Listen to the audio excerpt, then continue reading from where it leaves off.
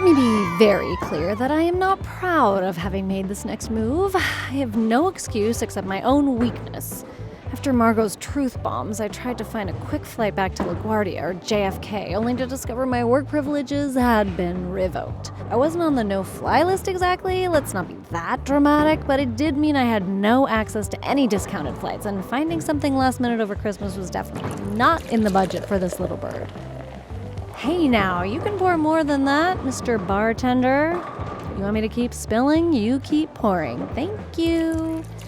The tiniest silver lining was Pete, who just so happened to be flying out of Spokane that afternoon, where I was currently waiting out my layover to nowhere.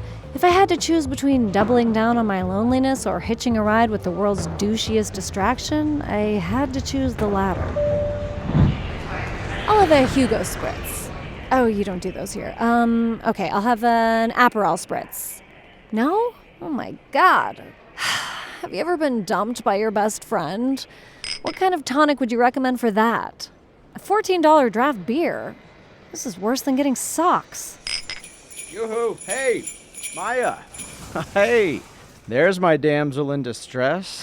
Here we go. I knew you'd ask me to stuff your stocking sooner or later. Don't say that. Look, I just need a favor. This isn't a booty call. Damn.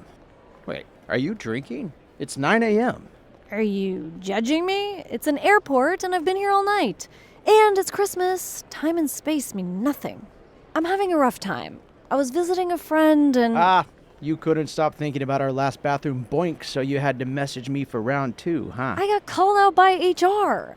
You know how much I love this job. It's practically my whole personality.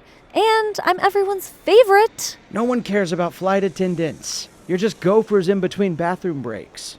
Not like pilots, huh? Well, yeah, we're gods. I just want to get home. Pete was like a bad smell. Easy to pick up and hard to get rid of. Margot always told me he was the worst, and I didn't disagree. In fact, it was part of the fun. But after essentially getting rejected for the second time in 2 days, I was starting to think Pete and I might be cut from the same cloth. It was both a repulsion and a relief. At least I had kinship with someone, right? My mind has been racing with ideas since you texted me. I don't know, something about being caught made it so much better. Better? Did you get in trouble like I did? No. I got in big time trouble. They saddled me with all these Airbus routes. Everybody knows I'm a Boeing man. Oh, I feel so emasculated. Pilots are the airline's Nepo babies. They took me off the schedule entirely. Do you know how much that screwed my plans? Baby, you can screw my plans any day of the week. I might have had to split up a family to get you on this flight, but you're in, kiddo.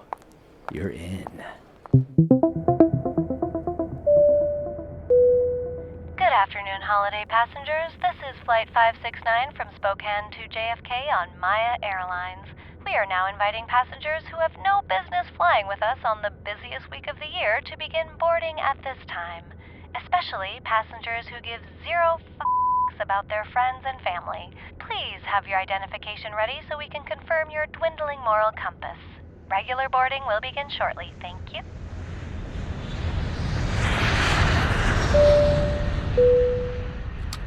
On board, I had several hours to kill until we landed in New York, and God, how do people do this normally? Just sitting there in those tiny seats? God, no leg room. Bumping elbows with strangers. No internet? Rude.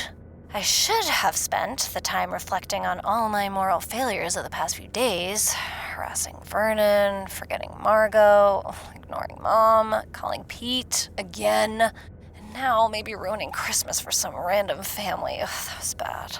But no, if I thought too hard on all of those things at once, I'd have a panic attack. So instead, I would just go along for the ride and keep myself under the radar. The last thing I needed was another flight attendant to recognize me and start asking questions. I had just pulled down my hat over my eyes to disassociate when... Excuse me, ma'am? You ordered a coffee? What? Huh? What? No, I didn't. I have one here for you. The flight attendant passed me a paper cup and a napkin. Lucky for me, she was new. Probably why she got stuck with shifts over Christmas and New Year's in the first place. See, if I had been working, I probably could have taken them off her hands and let her go home to roast chestnuts or something. Then I saw the note. Want a tour of my cockpit? Winky face. Oh, for the love of God. Ignoring that? But then, a few minutes later, another one. Hello, ma'am. You asked for a hot towel? There are no hot towels in Coach. I shouldn't have to tell you that. Oh. Bring this with you for cleanup. Ew. Whatever initial relief I had about this rescue was completely replaced by repulsion. And then I thought of something even worse. Is this what Vernon felt like on that flight? Oh my God, am I basically Pilot Pete to Vernon Wells? A lecherous, opportunist horn dog with no regard for decency? Oh my God. God, Vernon had nothing to do with me and Pete and whatever potential coitus we wanted uninterrupted. So why did Vernon keep popping up like a time capsule? It was like for every Pete proposition, there was a grainy memory of Vernon waiting in the wings. The cabin pressure was doing something to my imagination, clearly, because moments I hadn't thought of for a long time suddenly appeared clear as day. In high school, Vernon lived in a cul-de-sac that backed into a golf course. To make the residents feel fancier, you know? We used to sneak out onto the greens at night after a well-deserved homework/makeout sesh, and we'd just talk and watch the stars from the lush green turf. It was very The Notebook, but for the millennial suburbanite. It was the kind of fledgling romance you rely on when your parents are always home and you don't have a driver's license. I used to try and match his breathing. In and out. I don't know why. I guess I just wanted us to feel connected in every way possible. Stupid. Back then I wanted everything to be meaningful. Everything was meaningful. Teenagers are idiots. Hello, ma'am. Again? Girl, what is it now?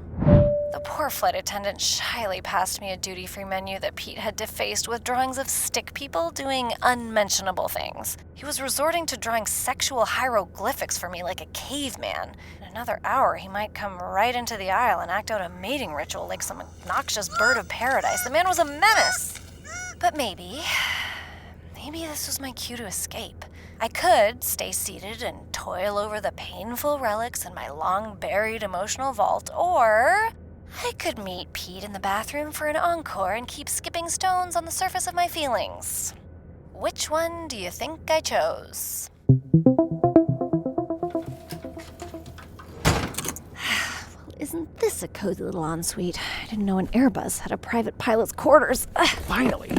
I've been waiting for half an hour. Did you not get my notes? Oh, I got him real subtle. That poor flight attendant is probably quitting tomorrow. Worth it. Okay, now take off your pants. Can you chill? What did you tell your co-pilots? I told them I have IBS and to let me write it out. Do I know them? Should I know them? Why would you say that? When have you ever tried to get to know someone? Okay, rude. This could not be more perfect. It's a Christmas miracle. I must have been such a really good boy this year. Yes, I'm sure baby Jesus is just jazzed that we can have a mid-air quickie. There might be no room at the inn, but there's always room in the Mile High Club. Ow! You're incredible. I also just realized that you're technically a passenger, so this is even more forbidden than normal, and that's so hot. It's a bit sad, actually. I already did a warm-up lap before you got here, just thinking about it. We should role play. What type of passenger do you want to be? I got it. You're an air marshal who needs to arrest me for smuggling diamonds, but then you discover the most precious rock of all is actually my rock-hard cock. What is wrong with you? Everything, obviously. Okay, we gotta make this quick. Hey, I am nothing if not a straight shooter. Now come on, help me achieve liftoff. Oh. I've had my fair share of trysts. Maybe not as reckless as this Charlie horse-inducing plane sex, but enough to call myself experienced, adventurous, whatever. So it was weird for me to be there, pretzeled with Pete in an astonishing configuration of limbs, and still be thinking about someone else. Vernon was not the adventurous type. We were both young and inexperienced. I mean, we thought kissing with tongue would be enough to get me pregnant. Why were all those details surfacing now? It was so far in my past, it didn't matter anymore. Was Margot right? Was the universe trying to tell me something? All I knew was if I had to roleplay anything at the exact moment, I would have chosen the golf course. And the stars. Our quiet, shallow breath and fingertips barely touching at all. That's weird, right? Hey, what is that? Oh, that? You like that? That's just my... Don't finish that sentence. Is that turbulence? Or is that us? It's us, baby. We are the turbulence. You like those rough air currents, huh, baby? You like it? If the plane is rocking, don't come a-knocking. Hey, what are you doing? I was so close. Shut up! Captain, we have a medical emergency on board. We may need a flight diversion. What? First off, before you worry, everyone was fine. Pete sprung into action, his face still red as a beet. And through the commotion, I was thankfully able to sneak back to my seat undetected. Well, except for the flight attendant who was definitely giving me some judgy looks. Can't blame her. Everyone else was too busy staring at the guy in the aisle anyways. We landed somewhere in Minnesota, and I decided to take that as an act of divine intervention. The universe did not want this for me. So much so that it grounded a damn plane to stop it. How could I ignore that? Maya, hey. I hooked us up with the hotel while we wait for the next flight out of here. King bed for a king. And his queen. Actually, now that I have quite literally touched grass, I think I'm done. Consider my thirst officially quenched. That good, huh? You're welcome. That was not a compliment. I mean it. I'm done with whatever this is. We're in the middle of nowhere. It's Christmas. You're just gonna be alone? I'm gonna listen to Margot, who said to listen to the universe. I love a good mic drop. A cinematic sign-off like, take that, Pete. I'd rather wander around aimlessly in some small Hallmark town than stay with you one more second. I needed closure, and I got it. Now, the world was my oyster. An independent woman reforming her ways, facing her past, owning her mistakes. Honestly, someone ought to write a movie about this. You cannot manufacture this kind of main character energy. And it was all true. I did not want to hole up in a seedy hotel with Pete. My camera roll would not hold any evidence of this unfortunate dip in circumstances, and I would find my way back on my own. But 10 minutes later, reality came crashing down. Hey, where you headed? The hottest spot in town, please? Good afternoon, Minnesotans, and a happy holidays to one and all. We hope you're all warm and cozy with your loved ones and not inflating your self-importance because you made one slightly less shitty decision than normal. And if your name is Maya Mitchell, well, you still have a lot of work to do. I don't know what kind of movie delusions I was imagining. Maybe I'd spent too much time reminiscing about my romantic high school moments, my safe haven of a hometown, so I started picturing something similar. A small hamlet dotted in gingerbread-esque houses, dusted with snow, a twinkling downtown strip with homey storefronts, owned by buff single sons of city councilors who all had nice teeth and shaggy dogs, and me waltzing in like the mysterious protagonist that I was, ready to be swept away into a serendipitous story of love and self-actualization. The possibilities were endless. But where the hell am I, Minnesota, was none of that. In fact, it was a municipal armpit. There you are. What is this? The best spot in town. Or more like the only spot in town that's open on Boxing Day. Rick's Roadhouse. I know I was complaining about Betty's bowling alley being a pathetic little dive. Sorry, no offense. But if Betty's disco ball had a deadbeat older brother named Rick who fashioned himself a roadhouse with wood paneling and an obscene amount of decorative antlers, well, that would be this cursed place. Rick's Roadhouse was allegedly the only place open in whatever hell town this was, although I had an inkling the cab driver was trolling me. Ugh. Anyways, it was either Rick or a hotel with Pete, and honestly, good for me for choosing Rick. That, dear bartender, is what we Evolve girlies call growth. Excuse me. Hey, is this seat taken? Of course it isn't. Most self-respecting humans wouldn't be caught dead in here on the holiest of weeks. God, am I the only one here under 60? Definitely the only one who owns deodorant. Ugh, you. Something wrong, miss? Me? No, sorry, I'm just not used to being in an establishment with carpet. I suppose you have better places to be. Of course I do. I mean, look at me. Look lost to me. Take a seat. I'm Walter. This is Jerry.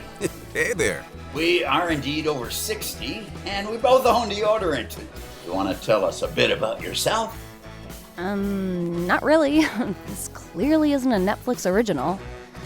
Unless, you got a hot son hiding around here somewhere you want to set me up with? You're on your own, kid. I took out my phone then because clearly I wasn't getting anywhere.